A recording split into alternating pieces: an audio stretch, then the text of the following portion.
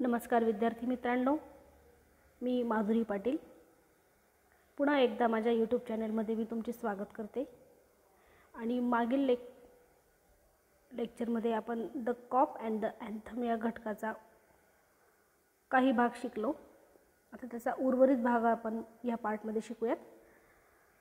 आपण मागील भागात पाहिले, तुम्हाला ज्या पद्धतीने मी माहिती दिली की सोफी हा मेन कॅरेक्टर असून त्याला क्रिमिनल बॅकग्राऊंड आहे। तो क्रिमिनल असून त्याला जेलमध्ये जावेसे वाटते। कारण का की त्याच्याकडे शेल्टर नाही आहे, निवारा नाही आहे, आणि त्या कारणास्तव त्याला वाटणारं त्याचं हेवन म्हणजे त्याचं आईसलँड म्हणजेच प्रिझन। ओ हेनरी यांनी प्रिझनचा उल्लेख खास करून आईसलँड यासाठी केलेला आहे कारण की त्याला संरक्षण देणारं एकच ठिकाण असून ते प्रिझन आहे आणि हे त्याला त्याचं आयलँड भासतं। आता आपण त्याचा उर्वरित भाग शिकूयात। मी पॅरेग्राफ वाचते सेकंड नंबरचा। Soapy was seize with a sudden fear that some dreadful enchantment had rendered him immune to arrest. Soapy was seized. Seize म्हणजे काय? जखडला जाणे किंवा पकडला जाणे। Seize with a sudden fear, त्याला एक भीती वाटत आहे, त्या भीतीने तो जखडला गेला किंवा पकडला गेला आहे। ती कोणती? That some dreadful enchantment। Dreadful म्हणजे काय? भीतीदायक। कुठली तरी भीतीदायक अशी जादू आहे। enchantment म्हणजे काय? जादू। त्याला असे वाटते की भीतीदायक अशी जी जादू आहे हॅड रेंडर्ड हिम। रेंडर्ड म्हणजे काय? रेंडरचा खरा अर्थ बनवणे किंवा नेणे असा होतो। या ठिकाणी बघा अर्थ देण्यात आलेला आहे made. Rendered him immune to arrest. Immune म्हणजे सुरक्षित करणे किंवा वाचवणे।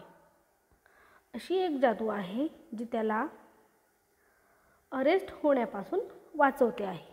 ती जादू त्याला नको आहे, त्याला त्याची भीती वाटते, कारण त्याला त्याची अशी इच्छा आहे की मी पकडला जावा आणि मी जेलमध्ये जाऊ। He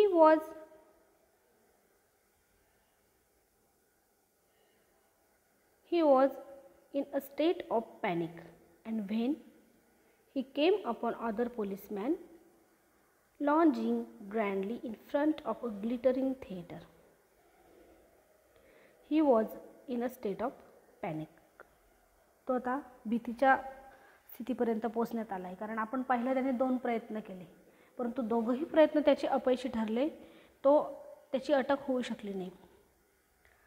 and when he came upon another policeman lounging grandly in front of the glittering theatre. Glittering म्हणजे काय? चमकदार, चकाकणारे, लखलखीत असे एक त्याला थिएटर दिसतं। त्या थिएटरच्या जवळ त्याला एक पोलिसमॅन दिसतो। तो पोलिसमॅन तिथं लाफिंगली ग्रँडली तो तिथे भटकत असतो, त्याला तो तिथं फिरताना दिसतो। He caught at the immediate straw of disorderly conduct. आणि त्या पोलिसाला बघून त्याच्या मनात अकल्पित त्याची कल्पना येते। He caught an immediate straw of a disorderly conduct. Disorderly conduct म्हणजे काय? असं गोंधळ माजवण्याची एक परिस्थिती ती त्याच्या डोक्यात येते। आणि तो काय करतो? नेक्स्ट पॅरेग्राफमध्ये बघा। On the sidewalk Soapy began to yell drunken gibberish at the top of his harsh voice. On the sidewalk Sophie began to yell. L म्हणजे काय? किंचाळणे। सोफी काय करतो? किंचाळायला सुरुवात करतो। ड्रंकन, ड्रंकन म्हणजे काय? ज्याने नशा केलेली असते किंवा दारू प्यायलेला असेल। ड्रंकन गिबरिश। गिबरिश म्हणजे काय? लबाडी। गिबरिशचा अर्थ होतो लबाडी। At the top of his harsh voice. Harsh म्हणजे काय? असा जोरजोराने कर्णकर्कश आवाज। तो जोरजोरात कर्णकर्कश आवाजाने ओरडत असतो। ही डॅन्स काय करतो? तो नाचतोय। हॉल्ड, तो काय करत आहे? जोरजोराने ओरडतोय। हॉल्ड। रेव, रेव म्हणजे काय? चिडून आरडाओरड करणे। रेव म्हणजे काय? चिडून आरडाओरड करणे। Otherwise disturb the skies. स्काईजचा खरा अर्थ इथं वातावरण आहे। स्काय म्हणजे आकाश अर्थ असं नाही घ्यायचं. स्काईज म्हणजे तेथील जे वातावरण होतं तो डिस्टर्ब करण्याचा प्रयत्न करत होता. तर का की पोलिसांचे लक्ष माझ्याकडे जावे आणि त्यांनी मला अटक करावी. तर नेक्स्ट पॅराग्राफ बघूया. The policeman merely twirled his club. तो जो पोलिसमॅन आहे twirled his club turned his back to the soapy and remarked to a citizen. Twirled म्हणजे काय? फिरवणे. ट्विल्ड म्हणजे काय? फिरवणे. तो त्या काय करतो? तो त्याची पाठ फिरवतो. Twirled his club turn his back सोपी अँड रिमार्क म्हणजे काय? बोलतो. तो ते सिटिझन, तिथे जे नागरिक उभे आहेत, जे लोक उभे आहेत त्यांच्याकडे बघून तो बोलतो. काय बोलतो तो? This one of them all leads celebrating the goose egg they give to the Hertford College. TIS याचा अर्थ दीज आहे. अमेरिकन लँग्वेज आहे ही. दिस वन ऑफ देम एल म्हणजे काय? ओरडणे, किंचाळणे. ह्या व्यक्तीचे जे हे किंचाळणे आहे लीड्स सेलिब्रेटिंग म्हणजे काय? सेलिब्रेशन. तो काय करत आहे? सेलिब्रेशन करत आहे. गुज एक म्हणजे काय? जो शून्य आहे त्याचं ओरड करत. हे कसं काय आहे? शून्य आहे, निरर्थक आहे. They give to the Hadford college. हे कुठल्या हा जो ओरडाओरड करणारा आहे हा कुठला आहे? हॅडफोर्ड कॉलेजचा आहे. त्याचा जो नॉइझी आहे, जो गोंधळ आहे त्याचा नॉइझी बट नो हार्म. त्याच्याने काहीही कुणाचे बिघडत नाही आहे. We have a instruction to let them be. आम्हाला इन्स्ट्रक्शन मिळालेले आहेत. म्हणजे पोलीस असं सांगत आहे की हा जो व्यक्ती आहे याचं ओरडणे हे निरर्थक आहे आणि तो व्यक्ती कुठला आहे? हॅडफोर्ड कॉलेजचा आहे. त्याचं हे ओरडणं कुणालाही घातक नाही आहे. आणि वी हॅव इन्स्ट्रक्शन्स आणि आम्हाला काय मिळालेले आहेत? इन्स्ट्रक्शन्स आहेत टू लेट देम बी. ते जे करताय ते करू देण्याचे आम्हाला इन्स्ट्रक्शन आहेत. त्याच्याकडे तुम्ही लक्ष नका देऊ असं ते पोलीस तेथील सिटिझन्स नागरिकांना सांगताय. नेक्स्ट पॅराग्राफ बघूया आपण. Disconsolate Soapy stopped his unavailing racket. Would never a policeman lay hands on हिम.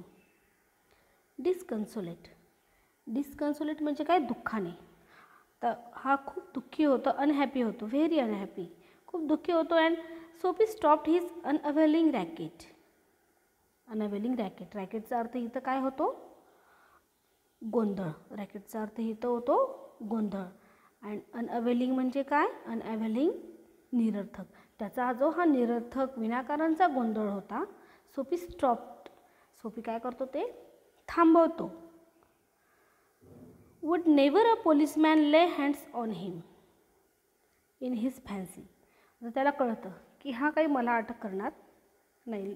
ले हँड्स ऑन हिम म्हणजे काय? अटक करणे. तो काही त्याला अटक करणार नाही. The island seem an unattainable. Island म्हणजे काय? त्याचे ते प्रिझनचा इथं होतं. प्रिझनचा इथं जो उल्लेख करण्यात आलेला आहे ओ हेनरीतर्फे, त्यांनी आयलँड असा केलेला आहे. Island seem an unattainable Arcadia काय आहे? हे एक प्लेस आहे साऊदर्न ग्रीसमधलं. District in Peloponnese of southern ग्रीसचा जो भाग आहे तो आहे. आणि in a poetic fantasy it represent a pastoral paradise. तो एक पॅराडाईस आहे. पॅराडाईस म्हणजे काय? एखादा अतिशय स्वर्गासारखं एक ठिकाण असतं, अतिशय आनंददायक उल्हासदायक असं, तो त्याला पॅराडाईस म्हटलं जातं. मग तो म्हणतो की आइसलँड सीम ॲन अनअटेनेबल आर्काडिका. जसं एखाद्या सुंदर ठिकाणी भेट देणं जसं माझं न सत्यात येणारं स्वप्न आहे, अटेनेबल आहे, तशा पद्धतीने मला आइसलँडमध्ये जाणं आता शक्य नाही. He button his thin coat against the chilling wind. आता तो त्याच्या ती जी कडाक्याची थंडी होती त्याच्यापासून वाचण्यासाठी त्याचं जे कोट आहे, he button his thin coat against the chilling wind. त्या थंडीपासून वाचण्यासाठी तो कोटचे बटणं पुन्हा लावतो. नेक्स्ट पॅराग्राफ बघूया आपण.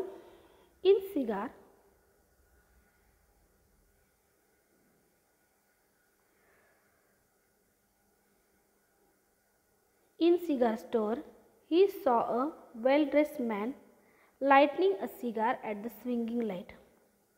तो काय करतो? त्याची सिगार आहे. इन अ सिगार स्टोअर त्याला दिसतं. He saw a well dressed man.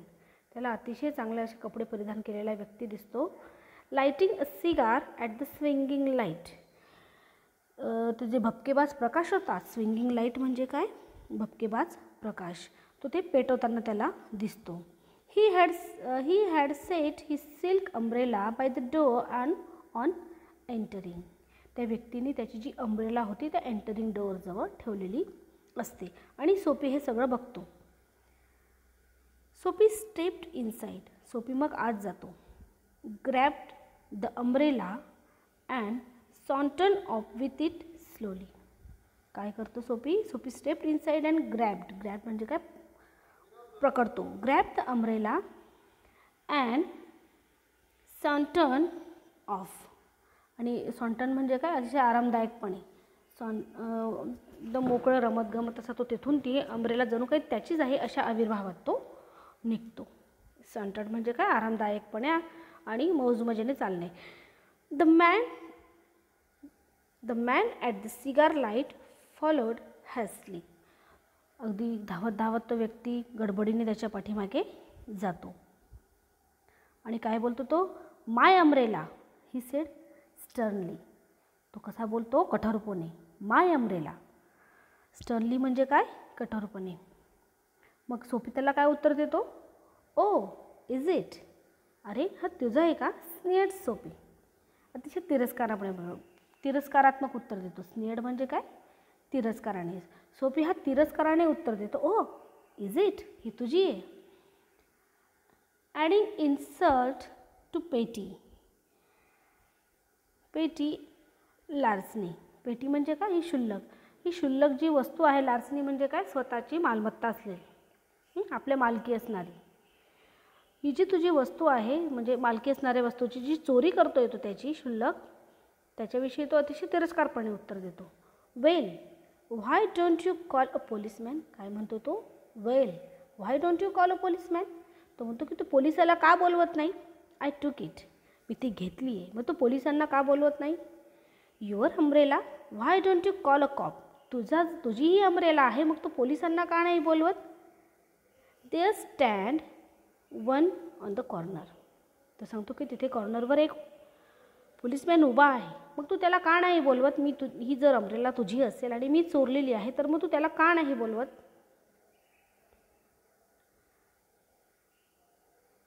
The umbrella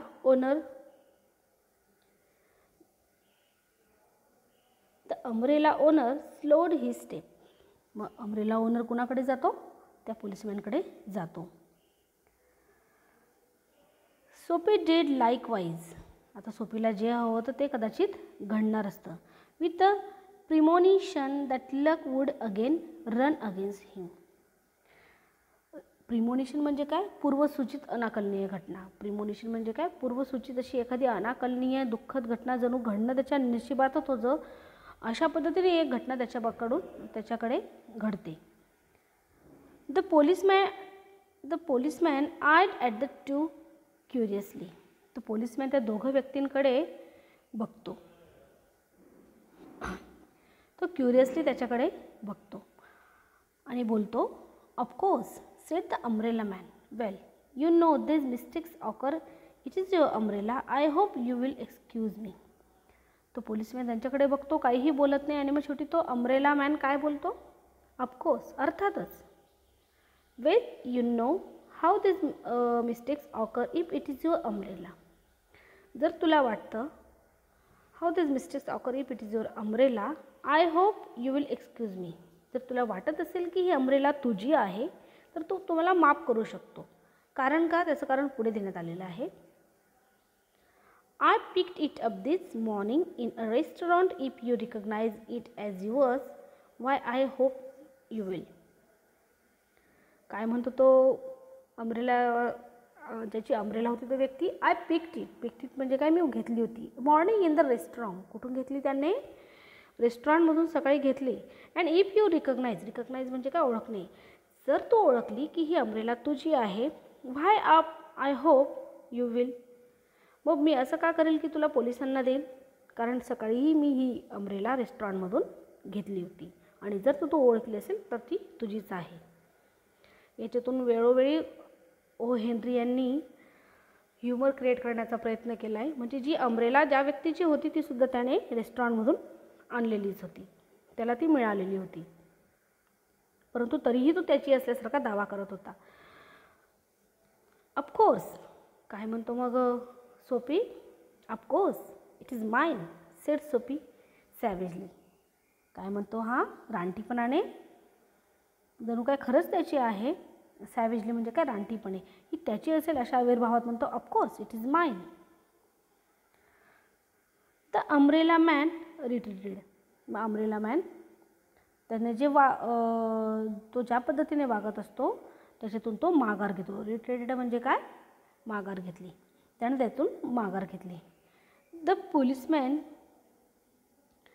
the policeman hurried to assist a tall blonde in an opera cloak across the street in front of a streetcar that was approaching 2 blocks away. हा जो policeman आहे, hurry to assist a tall ब्लॉन्डे.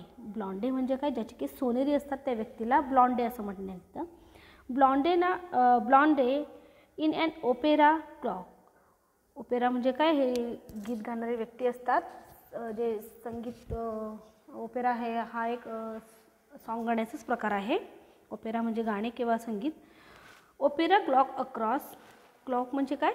कपडे जे त्याने परिधान केलेले आहे. Clock across the street in front of a street car.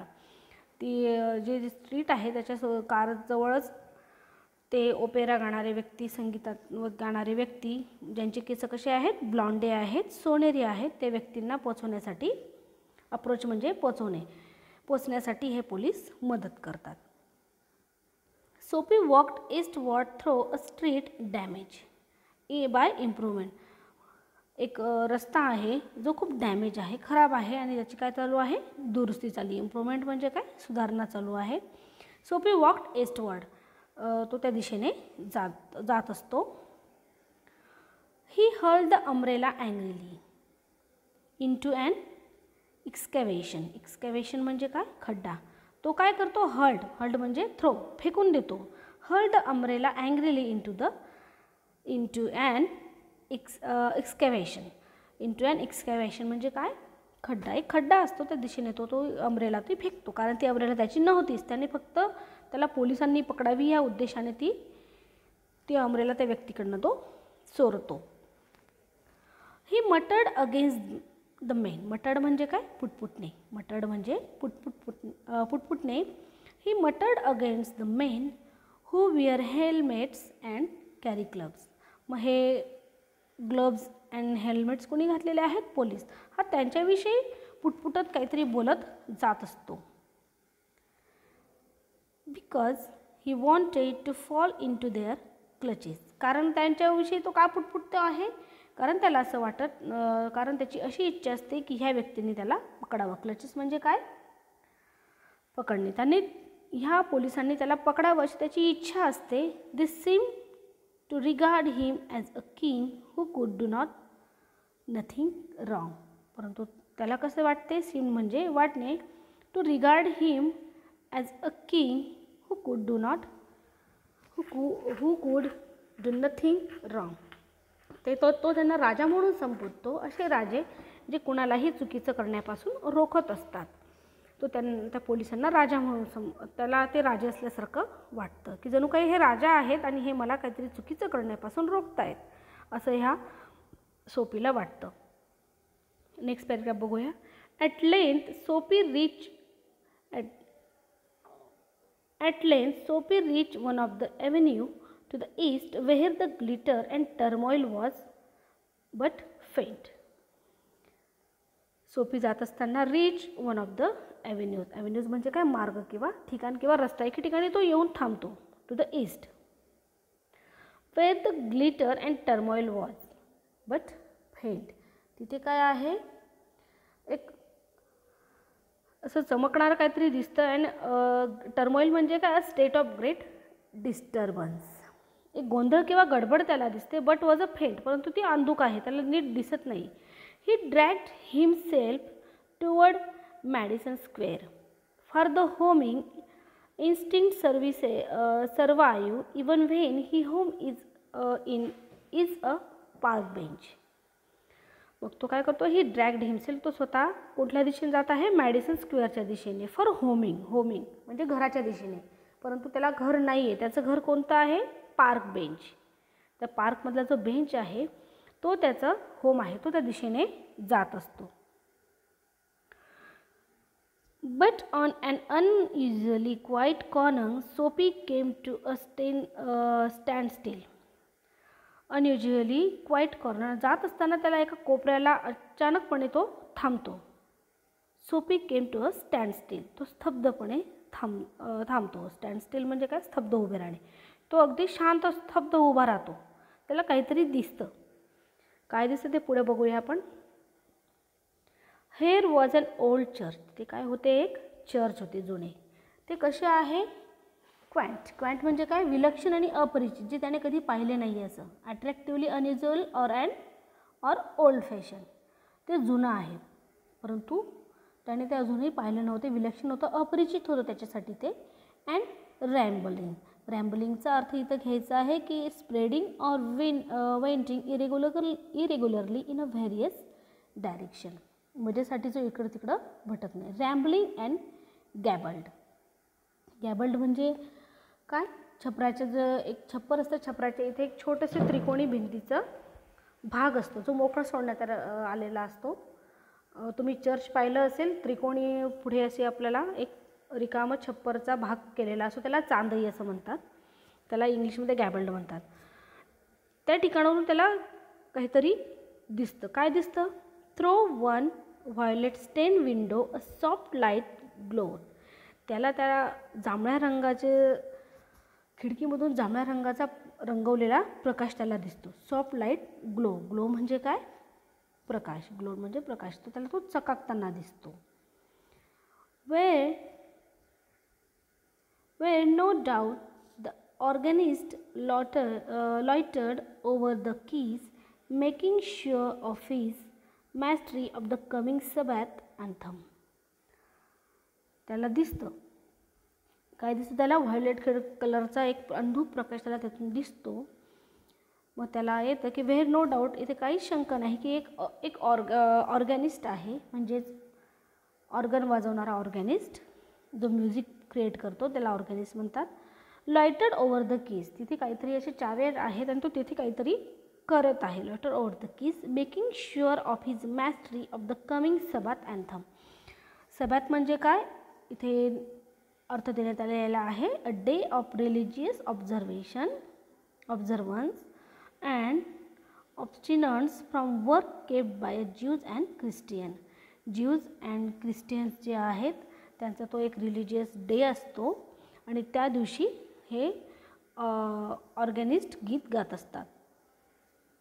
For there drifted out Soapy's ears sweet music that caught and held him transfixed against the convolutions of the iron fence. आणि त्याच्या कानावर जात असताना कानावरती drifted out म्हणजे ओघाने त्याच्या कानावरती ते शब्द पडतात. ड्रिफ्टेड आउट सोफीज इयर्स, वाहून घेतात, त्याची कान आपोआप त्या आवाजाच्या दिशेने वाहून घेतात स्वतःला. ड्रिफ्टेड आउट म्हणजे काय, वाहून घेणे. ड्रिफ्टेड आउट म्हणजे स्वतःला वाहून घेणे. Drifted out Soapy's ears sweet music, एक अतिशय सुंदर म्युझिक त्याच्या कानावर पडते. दॅट कॉट, ते त्याला ते कॉट म्हणजे पकडून ठेवतात किंवा जखडून ठेवतात, ते संगीताचे शब्द त्याला तिथून हलू देत नाही. हेल्ड हिम, होल्डचा भूतकाळ हेल्ड आहे, होल्ड म्हणजे धरणे किंवा पकडणे, त्याचा भूतकाळ हेल्ड आहे. हेल्ड हिम ट्रान्सफिक्स्ड अगेन्स्ट, ट्रान्सफिक्स म्हणजे काय, जागीच खेळल्यासारखा झाला तो. ट्रान्सफिक्स अगेन्स्ट द कॉन्व्होल्युशन्स, कॉन्व्होल्युशन्स म्हणजे काय, गुंडाळी किंवा पीळ, कशाचा, ऑफ द आयर्न फेन्स, जे लोखंडी जी कुंपण आहे त्याची ज्या गुंडाळ्यांजवळच तो जणू काय खिळून जातो, तिथेच चिकटून बसतो. अशा पद्धतीने त्याचा भान राहत नाही की तो काय ऐकतोय. ते शब्द एवढे सुंदर त्याच्या कानावर पडत असतात आणि ते म्युझिक ऐकण्यामध्ये तो मग्न होतो. The moon was above full and radiant. Radiant म्हणजे काय, तेजस्वी. त्या दिवशी चंद्र हा पूर्ण दिसत असतो, तेजस्वी असतो. रेडियंट म्हणजे काय, तेजस्वी. Vehicles and pedestrian were few. Vehicles म्हणजे वाहने आणि पेडेस्ट्रियन्स म्हणजे काय, पदचारी किंवा जे पायी चालतात त्यांना पेडेस्ट्रियन्स असे म्हणतात. Pedestrians were few. Sparrows twittered sleepily in the eaves or a little, while the scene might have been a country churchyard. ते जे कंट्री चर्चयार्ड होतं त्या ठिकाणी ते स्पॅरो काय करत होत्या, ट्विटर्ड, त्या चिवचिव करत होत्या, परंतु त्यांचे ते चिवचिवणं कसं होतं, स्लिपिली, म्हणजे त्यांच्या त्या आता झोपी जाण्याच्या याच्यात होत्या. इन द यूज म्हणजे काय, जो छपराखालचा भाग असतो ज्या ठिकाणी चिमण्या राहतात, छपराचा भाग यूज म्हणजे ते छप्पर. Or a little while the scene might have been a country churchyard. हे अशा पद्धतीचं सीन आहे, ज्या एक छप्पर आहे त्या ठिकाणी त्या चिमण्या झोपी जाण्याच्या सुरामध्ये ट्विटरिंग करतायत आणि तिथे म्युझिक चालू आहे. तेथील वाहने आणि पेडेस्ट्रियनसुद्धा कसे आहेत, अगदी थोडे आहेत. And the anthem that the organist played cemented Soapy to the iron fence. काय होतं, द अँथम म्हणजे काय, जे सुंदर असे गीत तो गात होता, जो गाणं ते गात होता, that the organist played cemented सोपी. सिमेंटेड म्हणजे काय, त्याला असं दृढ करून ठेवलेलं होतं त्या cemented Soapy to the iron fence. त्या आयर्न फेन्सजवळच तो तिथे स्तब्ध उभा राहिला. For he had non it well in the days Wien his life content such things as mother, roses, and ambitions, and friends, and immaculate thoughts and colors. ते गाणं ऐकत असताना काय होतं, for he had non it well in the days. त्याला त्या दिवसांची आठवण येते. वेन हिज लाईफ कंटेन, जेव्हा त्याच्या जीवनामध्ये कुठल्या गोष्टींचा समावेश होता. कंटेन म्हणजे काय, समावेश होते, समाविणे किंवा समावेश असणे. कंटेंटचा भूतकाळ तर कंटेंट आहे. कंटेंट त्याच्या गोष्टींमध्ये कुठल्या गोष्टींचा समावेश होता, such as thing as mothers. त्याच्या आईसोबत जेव्हा तो राहत होता तेव्हा जसं त्याला आनंद मिळत होता ते दिवस त्याला आठवतात. अँड रोजेस अँड ॲम्बिशन्स, त्याला काय होत्या, ॲम्बिशन्स होत्या, ध्येय होती त्याच्यापुढे जगण्यासाठी. त्याच्या जीवनामध्ये मित्र होते, फ्रेंड्स होते. अँड इमॅक्युलेट म्हणजे काय, पवित्र, निष्कलंक. इमॅक्युलेट म्हणजे काय, पवित्र, निष्कलंक असे काय होते, विचार होते, निश्चय होते. त्याच्या जीवनामध्ये कॉलर्स होते, निश्चय होते, विचार होते. ते दिवस त्याला हळूहळू हे गीत ऐकताना आठवते. The conjunction of Soapy's receptive state of mind and the influences about the cold church brought a sudden and wonderful change in his life. आणि हे गीत ऐकत असताना काय घडते त्याच्यासोबत, तर कंजक्शनचा अर्थ आता इथे उभयान्वयव्य असं नाही घ्यायचं आहे. कंजक्शन म्हणजे काय, संबंध किंवा संयोग. कंजक्शनचा अर्थ काय, संबंध किंवा संयोग. Conjunction of Soapy's receptive state. Receptive म्हणजे काय, ग्रहण करणारे. आता त्याची जी ग्रहण करणारं मन होतं, जे वेगवेगळ्या गोष्टी ग्रहण करू इच्छित होतं, चांगल्या गोष्टी ग्रहण करू इच्छित होतं. Receptive state of mind and influences, प्रभाव. इन्फ्लुएन्सेस म्हणजे काय, प्रभाव. जे प्रभावात त्याच्यावर पडत होता about the old church brought a sudden wonderful change in his life. अतिशय सुंदर असा बदल त्याच्या जीवनामध्ये आता सोल म्हणजे काय, त्याचे मन, आत्मा. सोल म्हणजे मन आणि आत्मा. त्याच्या मनामध्ये एक अकल्पित असा सुंदर असा बदल घडला, आश्चर्यकारक. He view with rising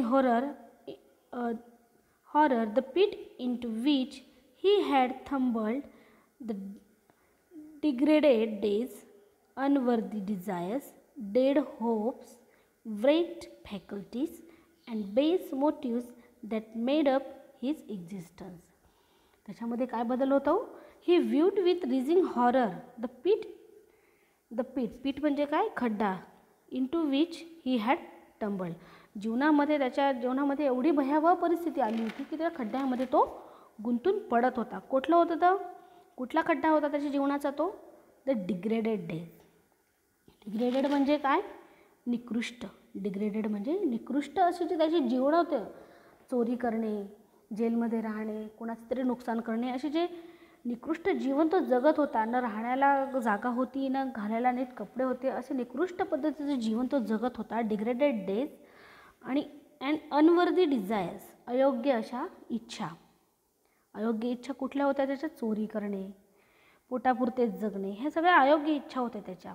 unworthy desires, dead hope, आयुष्यामध्ये काहीतरी चांगलं करण्याची इच्छाच त्याची जणू मरून गेलेली होती. Dead hopes. व्रेक फॅकल्टीज, अतिशय वाईट उद्ध्वस्त जीवन करणारे, उद्ध्वस्त असे त्याचे जीवन झालेले होते.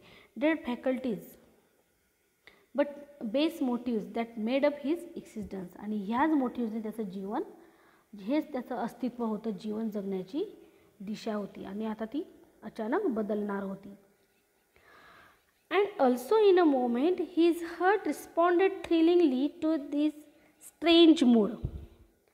And also in a moment, आणि एका क्षणात काय होतं, हिज हर्ट रिस्पॉन्डेड थ्रिलिंगली, फुलकित झालं किंवा अपेक्षेने भारावून गेले. थ्रिलिंग म्हणजे काय, अपेक्षेने फुलकित झाले. स्पंदनं जशी वाढत जातात ना आपल्या मनाची, तशा पद्धतीने आता त्याचा जो मूड होता, तो मूड अतिशय वेगळ्या पद्धतीने, चमत्कारिक, स्ट्रेंज म्हणजे काय, चमत्कारिक पद्धतीने त्याचं आता मन भारावलं जातं. A strong impulse mood him to a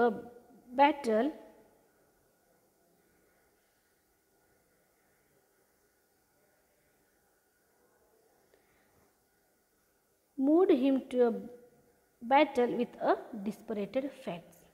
काय होतं त्याच्यासोबत, त्याचे जे डिस्परेटेड म्हणजे काय, डिस्परेटेड फॅक्ट्स. डिस्परेटेड म्हणजे असाध्य, हताश, अत्यंत वाईट अशी जी फॅक्ट त्याच्या जीवनाची झाली होती, आता तो त्याच्या विरुद्ध लढायला सुरुवात करतो. त्याचं मन त्याच्या विरुद्ध झगडा करू लागतं. He would pull himself out of the mire. मायरचा खरा अर्थ काय होतो, मायरचा खरा अर्थ चिखल होतो, परंतु इथं काय देण्यात आलेलं आहे बघा बरं.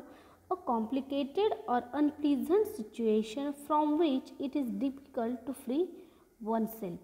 मायर म्हणजे घाणेरडी किंवा अशी वाईट परिस्थिती जिथून माणसाला बाहेर येणे कसे असते, जड असते किंवा कठीण असते, अशी कॉम्प्लिकेटेड सिच्युएशन म्हणजे mire. And would make a man of himself again. He would conquer the evil. He would conquer the evil that had enslave him. काय होतं हे गीत ऐकल्यावर त्याच्यामध्ये अमुगलाग्र असे बदल घडायला लागतात. He would pull himself out of the Mayar.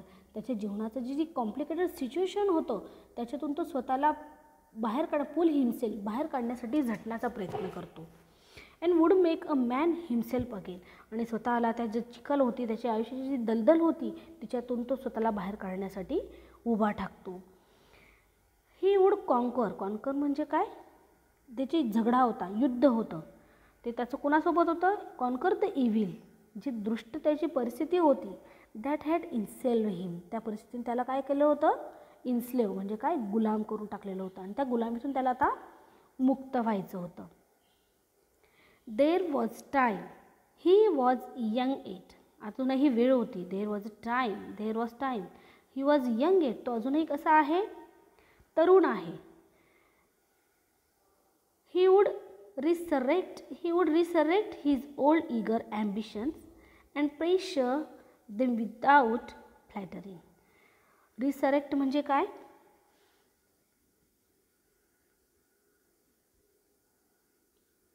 Resurrect म्हणजे तो रिसरेक्ट इज ओल्ड ईगर. तो त्याचे जे पुन्हा जे त्याच्या ज्या जुन्या ओल्ड ज्या ईगर ॲम्बिशन्स होत्या, ईगर म्हणजे उत्सुक अशी जी त्याची ध्येय होती, तो त्या पुन्हा चालू करू शकत होता. रिसरेक्ट म्हणजे पुन्हा सुरुवात करणे, पुन्हा नव्याने चालू करणे. Resurrect is old eager ambitions, pursue them without flattering. Pursue म्हणजे काय, त्याची ज्या ध्येय होती, उच्च ध्येय, त्यांचा तो आता पाठलाग करू शकत होता. परस्यू म्हणजे काय, पाठलाग करणे किंवा जाणे, त्या दिशेने जाणे. परस्यू देम विदाऊट फ्लॅटरिंग म्हणजे काय, न अडखळता किंवा न गांगरता तो त्याच्या ध्येयांचा आता पाठलाग करण्याची त्याच्या मनामध्ये इच्छा जागी होती. Though solemn but sweet organ notes had set up revolution in him. Though solemn म्हणजे काय, पवित्र, गंभीर अशा ज्या नोट्स होत्या, परंतु त्या कशा होत्या, but sweet organ notes had set up a रिव्होल्यूशनचा अर्थ खरा क्रांती होतो, परंतु येथे आपण आमूलाग्र बदल हा अर्थ घेऊयात. Set up a revolution in him, त्याच्या मनामध्ये एक आमूलाग्र असा बदल हे गाणं घडवून आणतं. Tomorrow he would go into roaring downtown district and find work. आता तो ठरवतो, रोरिंग म्हणजे भटकायला सुरुवात करतो संपूर्ण शहरामध्ये त्या ठिकाणी, अँड फाइंड वर्क, तो आता चांगल्या कामाच्या शोधात असतो. आणि तो शोधत असताना त्याला एक a fur imported had once offered him a place as a driver. एक जो फर असतो म्हणजे जनावरांची कातडी किंवा जे मऊ केस असतात त्याचा आयात करता असतो. इम्पोर्टर म्हणजे कोण? त्याची आयात करणारा व्यक्ती. तो जो इम्पोर्टर आहे तो त्याला एक जॉब ऑफर करतो. Had once offered him a place as a driver. तो त्याच्या गाडीवर त्याला एक ड्रायव्हर म्हणून नोकरी देतो. He would be somebody in the world he would. आता तो मनाशी निश्चय करतो की मी असा एक व्यक्ती आहे. ही would be somebody in the world he would B. Continue dot dot ठेवण्यात आलेला आहे. म्हणजेच तो आता स्वतःची एक अशी जागा निर्माण करू इच्छितो की मी सुद्धा ह्या जगामध्ये एक्झिस्ट करण्यासाठी, माझं अस्तित्व दाखवण्यासाठी, परिपूर्ण होण्याचा प्रयत्न करणारी एक व्यक्ती असेल. त्याची स्वतःची काय असणार आहे? समबडी इन द वर्ल्ड, म्हणजे स्वतःची एक ओळख असणार आहे. Soapy felt a hand laid on arm. त्याचं काम तो करत आहे आणि एके दिवशी काय घडतं, त्याला असं जाणवतं की त्याला पाठीमागून कुणीतरी त्याचा हात पकडतं. Soapy felt and hand laid on arm. त्याचा हात कुणीतरी पकडतं. He look quickly around into the impassive face of a policeman. त्याचा हात पकडणारा कोण असतो? तो एक पोलिसमॅन असतो. ही लुक क्विकली, त्याचा हात पकडल्यावर तो क्विकली मागे बघतो. Around into the impassive. Impassive म्हणजे काय? भावनाविरहित, निर्विकार असा एक चेहरा त्याला दिसतो, ज्याच्या चेहऱ्यावर कुठलाही दयाभाव वगैरे काहीही नसतो. असा भावनाविरहित असणारा एक पोलिसमॅनचा चेहरा त्याला दिसतो, जो त्याचा हात पकडतो. What are you doing here? आज द ऑफिसर. आज तो काम करतोय, काहीही करत नाही, ही कुठलीही चुकीची गोष्ट करत नाही. परंतु आज पोलिसमॅन त्याला पकडतो आणि विचारतो, what are you doing here? तू येथे काय करत आहेस? Nothing sed Sophie. सोफी काय म्हणतो, मी काहीही करत नाही. Then came along. ठीक आहे, मग आमच्यासोबत चल, said the policeman. Then come along, चल मग माझ्यासोबत चल, असं तो पोलिसमॅन त्याला म्हणतो. 3 months on the island sed the magistrate in the police court the next morning. दुसऱ्या दिवशी पोलीस त्याला पकडून घेऊन गेल्यावर दुसऱ्या दिवशी त्याला शिक्षा देण्यात येते, ती 3 महिन्याची. 3 months on the island. Island म्हणजे काय? पोलीस स्टेशन किंवा त्याचं जेल. तर ते जे मॅजिस्ट्रेट आहेत पोलीस कोर्टचे, ते त्याला शिक्षा सुनावतात 3 महिन्याची जेलची, ज्याला तो पूर्वी आयलँड म्हणायचा. आज काहीही गुन्हा न करता आणि त्याची इच्छा नसताना तो कुठे जातो? जेलमध्ये जातो. ओ हेनरी यांची जी क्वालिटी आहे, स्माईल विथ टीयर्स, ज्याच्याने त्यांना ओळखलं जातं, आणि त्यांच्या कथा मी पूर्वी वर्णन केल्याप्रमाणे टर्निंग पॉईंट असतो त्यांच्या कथेमध्ये, तो टर्निंग पॉईंट शेवटी लास्ट आलेला आहे. ज्यावेळी त्याला तीव्र इच्छा असते जेलमध्ये जाण्याची, जेव्हा त्याच्याकडे शेल्टर नसतं, म्हणून तो जेलमध्ये राहणं सोयीस्कर ठरवतो आणि गुन्हा करूनही पोलीस त्याला पकडत नाही. परंतु आज तो त्याचं जीवन बदलवण्याच्या तयारीत आहे आणि आज त्याला पोलीस पकडतात. हीच ओ हेनरी यांची ओळख आहे आणि त्यांच्या कथेचा हा एक अतिशय उत्कृष्ट नमुना आज आपण शिकलेलो आहोत. येथेच the cop and the anthem हा पाठ संपलेला आहे. धन्यवाद.